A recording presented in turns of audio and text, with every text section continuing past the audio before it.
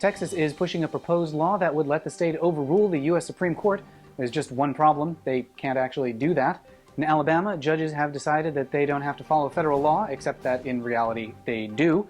And in Oklahoma, lawmakers want to switch from marriage licenses to marriage certificates, which would accomplish not very much.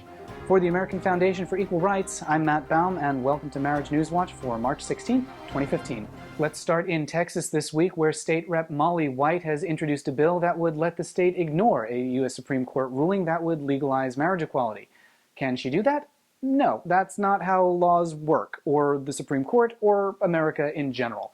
For better or for worse, Texas is still part of the United States, so the state can't just say no thanks when the Supreme Court tells them to do something. Representative White has only been in office for 2 months, so hopefully she'll get the hang of it soon. Over in Alabama, the state Supreme Court is experiencing similar confusion. They've ordered probate judges to ignore the federal ruling that they have to issue marriage licenses to gay and lesbian couples. So now it's state law versus federal law, and nobody knows which one will win.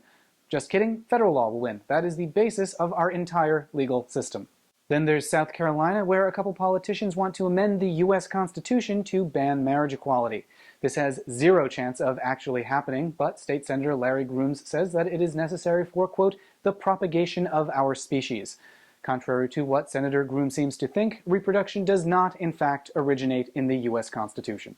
And in Oklahoma, State Rep Todd Ross has solved the marriage debate with a new bill that would switch the state from issuing marriage licenses to marriage certificates.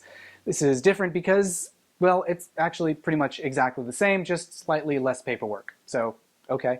Finally this week, a new survey shows that national support for the freedom to marry has soared to 59%, with just 33% opposed. This means that marriage equality is now slightly more popular than the Pope. Those are the headlines. Subscribe here for more on all these stories. For the American Foundation for Equal Rights, I'm Matt Baum. Thanks for watching, and we'll see you next week.